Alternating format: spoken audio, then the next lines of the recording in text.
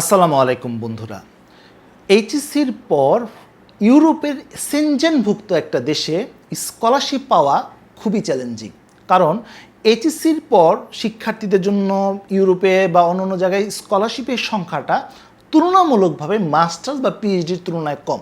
তবে বন্ধুরা, আজকে আমরা ইউরোপের একটি অন্যতম দেশ রোমেনিয়ার এরাইস স্কলারশিপ নিয়ে কথা বলবো এবং এই স্কলারশিপে এইচএসসির পর অনার্স, মাস্টার্স বা পিএইচডি সকল লেভেলের শিক্ষার্থীদের জন্য সুযোগ রয়েছে। বন্ধুরা, খুবই চমৎকার একটা স্কলারশিপ এবং আজকের ভিডিওতে খুঁটিনাটি সকল তথ্য জানিয়ে দেব, যাতে করে যারা প্রথমবারের মতো এই স্কলারশিপের ভিডিওটি দেখছেন তাদের কাছেও যেন প্রতিটি অংশ ক্লিয়ার হয়ে যায়, কখন কি করতে হবে একদম পরিষ্কার হয়ে যায়। তাই ভিডিওটি শুরু থেকে শেষ পর্যন্ত দেখা খুবই জরুরি। বন্ধুরা, বিস্তারিত আলোচনা করার আগে একটি কথা না বললেই না। প্রতি বছর নানা অর্গানাইজেশন, গভর্নমেন্ট হোক, নন গভর্নমেন্ট হোক, বিভিন্ন জায়গা থেকে স্কলারশিপগুলো অফার করা হয় এবং বাংলাদেশিদের জন্য যেগুলো উপযোগী সেগুলো নিয়ে কিন্তু আমি কন্টিনিউ ভিডিও দিচ্ছি। আর ভিডিওগুলো এমনভাবেই আমি তৈরি করার চেষ্টা করি যাতে করে নিজে নিজে স্কলারশিপগুলোতে আবেদন করা যায়। তারপরও আবেদন করতে গেলে কোথাও হয়তো বা সমস্যা হতে পারে, কখন কি করতে হবে ভয় পাচ্ছেন, স্কলারশিপ অ্যাপ্লিকেশনটা ঠিকভাবে সাবমিট হচ্ছে কিনা, কোথাও কোনো ভুল হচ্ছে কিনা, এই বিষয়গুলো নিয়ে ভয় পাচ্ছেন, তারা চাইলে আমার পেইড মেন্টরশিপের মাধ্যমে আবেদন করতে পারেন। আর আমার সাথে যোগাযোগ করার সকল তথ্য আমি কমেন্টে দিয়ে দিব। বন্ধুরা, প্রথমেই আমরা এরাইস স্কলারশিপের সাবজেক্ট নিয়ে আলোচনা করি। বন্ধুরা, যেটা ভিডিওর প্রথমেই বললাম, এখানে অনার্স, মাস্টার্স, পিএইচডিতে আবেদন করার সুযোগ রয়েছে। তবে সকল সাবজেক্ট এখানে অফার করছে না, এখানে কিছু লিমিটেড সাবজেক্টই রয়েছে। তবে যেই সাবজেক্টগুলো অফার করছে সেখানে ম্যাক্সিমাম স্টুডেন্টরাই আবেদন করতে পারবে।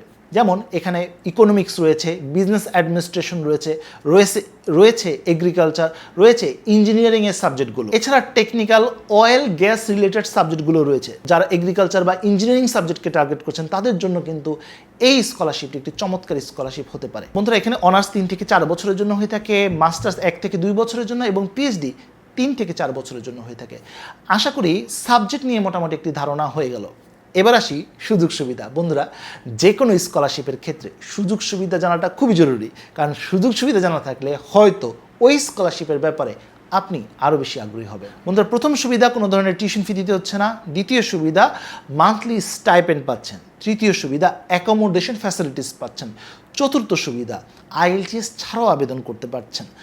পঞ্চম সুবিধা, কোনো ধরনের অ্যাপ্লিকেশন ফি নেই, ব্যাংক ব্যালেন্সেরও প্রয়োজন হচ্ছে না। এছাড়া একাডেমিক ফ্যাসিলিটিস পাচ্ছেন, ট্রান্সপোর্টেশনের সুবিধা পাচ্ছেন। এছাড়া ইন্স্যুরেন্স আপনাকে দিতে হচ্ছে না, এটা কমিটি বেয়ার করবে। এবং সর্বোপরি ল্যাঙ্গুয়েজ কোর্স অর্থাৎ ফ্রি ল্যাঙ্গুয়েজ কোর্সও আপনি পেয়ে যাচ্ছেন। অর্থাৎ লেখাপড়া করার জন্য একজন শিক্ষার্থীর যা যা দরকার সব কিছুই মোটামুটি এই স্কলারশিপে অফার করছে। প্রশ্ন আসতে পারে যে ভাইয়া, এত সব সুবিধার কথা বললেন, অসুবিধা নেই? নিশ্চয়ই প্রতিটি স্কলারশিপে কিছু সুবিধা অসুবিধা থাকে, আর সুবিধা অসুবিধা জানাটাও জরুরি। জানা থাকলে কম্পেয়ার করতে সহজ হয়। এই স্কলারশিপের প্রধান অসুবিধা বা প্রথম অসুবিধা বলতে পারেন যে এয়ার ফেয়ার আপনি পাচ্ছেন না, অর্থাৎ নিজের টাকা খরচা করেই আপনাকে রোমেনিয়া যেতে হবে। দ্বিতীয় অসুবিধা, অ্যাম্বাসি বাংলাদেশে নেই, তাই আপনাকে থার্ড কোনো কান্ট্রিতে যেতে হচ্ছে। সেটা হতে পারে ভারতে যদি সম্ভব না হয় সেক্ষেত্রে আপনি চাইলে মালয়েশিয়ার চিন্তাভাবনা করতে পারেন।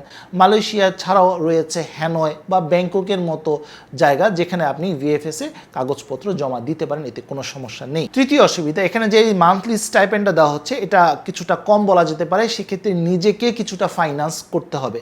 তারপরেও বন্ধুরা, যেহেতু এটা সেনজেনভুক্ত একটা দেশ এবং ইউরোপের একটা দেশ, তাহলে এই ব্যাপারটা হয়তো কিছুটা কনসিডার করা যেতে পারে। সর্বশেষ দুটি অসুবিধার কথা বলবো। একটি হচ্ছে লিমিটেড সাবজেক্ট, কারণ সাবজেক্ট নিয়ে অলরেডি আমি কথা বললাম যে এই কয়টা সাবজেক্টের বাইরে বা এরিয়ার বাইরে আসলে তেমন কোনো সাবজেক্ট অফার করা হচ্ছে না। আর সর্বশেষ যে সমস্যাটার কথা বলবো সেটি হচ্ছে রেকমেন্ডেশন লেটার, যেটা কিছুক্ষণ পরে আমি বুঝিয়ে বলছি। এই ছিল সুবিধা অসুবিধা নিয়ে কথাবার্তা। আশা করি এখন নিশ্চয়ই আপনি বুঝতে পেরেছেন যে এই স্কলারশিপে আপনার আবেদন করা উচিত নাকি উচিত না। বন্ধুরা, এবার আসি ডকুমেন্টস। বন্ধুরা, ডকুমেন্টস অংশটি খুবই গুরুত্বপূর্ণ। প্রতিটি জায়গা খুব ভালোভাবে বোঝার চেষ্টা করবেন। ডকুমেন্টস যদি ঠিকভাবে আপনি তৈরি করতে পারেন তাহলে এই স্কলারশিপ পাওয়ার ক্ষেত্রে আপনি অনেকখানি এগিয়ে যাবেন। প্রথম যে ডকুমেন্টসটি প্রয়োজন হবে আপনার পাসপোর্ট, এবং পাসপোর্টের 2 পাতার স্ক্যান কপি প্রয়োজন হবে আপনার সার্টিফিকেট এবং মার্কশিট, সেটা অ্যাটাস্টেড হতে পারে নোটারি, অথবা অ্যাপোস্টাইল কপিও আপনি দিতে পারেন, এতে কোনো সমস্যা নেই। তৃতীয় ডকুমেন্টস, আপনার একটি রেফারেন্স লেটার প্রয়োজন হবে। এখন যেটা কিছুক্ষণ আগেই বললাম, রেফারেন্স লেটারের ক্ষেত্রে কিছুটা অসুবিধা রয়েছে। সেটি হচ্ছে রেফারেন্স লেটারের ক্ষেত্রে সচরাচর আমরা যেটা দেখি যে একটা বিশ্ববিদ্যালয় বা কলেজ থেকে একজন শিক্ষক বা 2জন শিক্ষকের কাছ থেকে রেফারেন্স লেটার নিয়ে আমরা সাবমিট করে দিই। কিন্তু এই স্কলারশিপের ক্ষেত্রে সেটা ব্যতিক্রম। এখানে নির্দিষ্ট কিছু জায়গা রয়েছে, সেই জায়গাগুলোতে আপনি রেফারেন্স লেটার নিতে পারবেন। বেশ কিছু বিকল্প রয়েছে, অল্টারনেটিভ রয়েছে, আমি প্রতিটি অংশ আলোচনা করছি। বা প্রথম অপশন, বাংলাদেশে অবস্থিত রোমেনিয়ার যে কনসুলেট রয়েছে তাদের কাছ থেকে আপনি রেফারেন্স লেটার নিতে পারেন। আপনার ডকুমেন্টসগুলো, একাডেমিক ডকুমেন্টস, পাসপোর্ট, এগুলো সাবমিট করার মাধ্যমে তারা আপনাকে একটি রেফারেন্স লেটার দিয়ে দিবে এবং সেই রেফারেন্স লেটার দিয়ে আপনি এই স্কলারশিপে আবেদন করতে পারবেন। এই অপশনটা যদি সম্ভব না হয়, দ্বিতীয় বিকল্প বা দ্বিতীয় অল্টারনেটিভ রয়েছে, সেটি হচ্ছে বাংলাদেশের এম্বাসি যেটা রোমেনিয়াতে অবস্থিত, বুখারেস্টে অবস্থিত, তাদের কাছ থেকেও চাইলে আপনি রেফারেন্স লেটার নিতে পারেন। সেক্ষেত্রে তাদেরকে মেইল করতে হবে এবং তারা মেইলের মাধ্যমেই আপনার কাগজপত্র যাচাই বাছাই করে, অর্থাৎ আপনার একাডেমিক কাগজপত্র যাচাই বাছাই করে আপনাকে একটা রেফারেন্স লেটার দিয়ে দিবে। তবে বন্ধুরা, এই অপশনটি অর্থাৎ দ্বিতীয় অপশনটির মেয়াদ ইতিমধ্যে শেষ হয়েছে।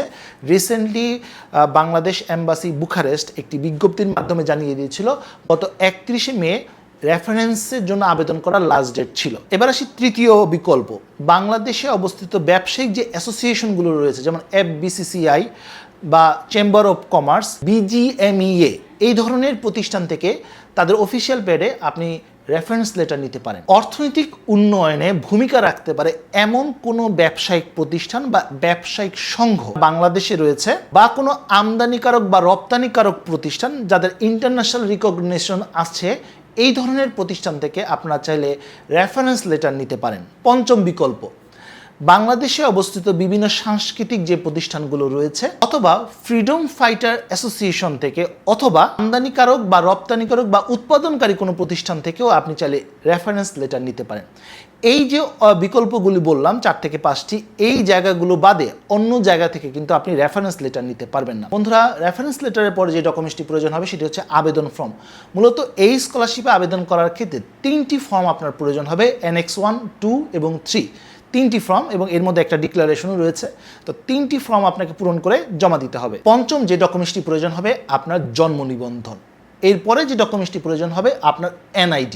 এরপরে যে ডকুমেন্টসটি প্রয়োজন হবে সেটি হচ্ছে যে কোনো ফরম্যাটের একটি CV। এছাড়াও প্রয়োজন হবে রিসেন্ট আপনার একটি পাসপোর্ট সাইজের ছবি। এছাড়া অন্য কোনো ডকুমেন্টস যদি আপনার থেকে থাকে, কোনো অভিজ্ঞতা সনদ থেকে থাকে, বা IELTS থেকে থাকে, TOEFL থেকে থাকে, সেটাও দিতে পারেন।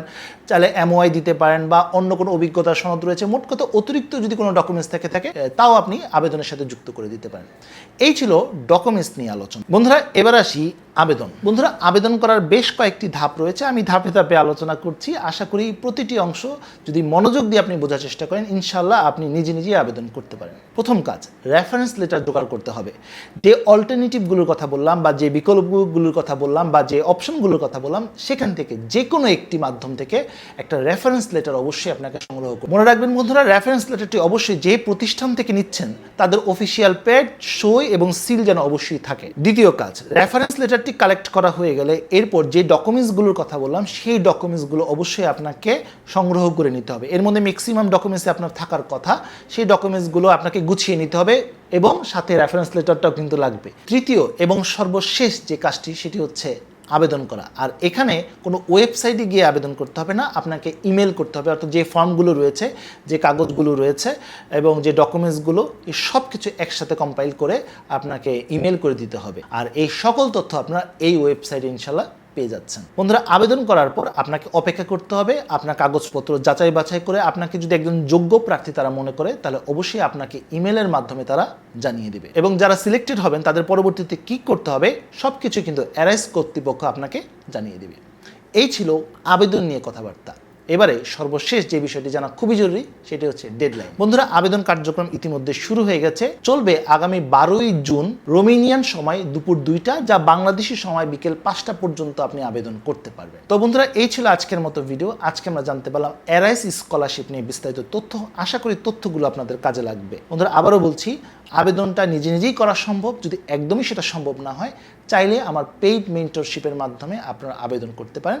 সেক্ষেত্রে আবেদনের ক্ষেত্রে আমরা পূর্ণ সহযোগিতা করব। তো বন্ধুরা, আজ এই পর্যন্তই। সবাই ভালো থাকুন, সুস্থ থাকুন। দেখা হবে আগামী কোনো ভিডিওতে। সে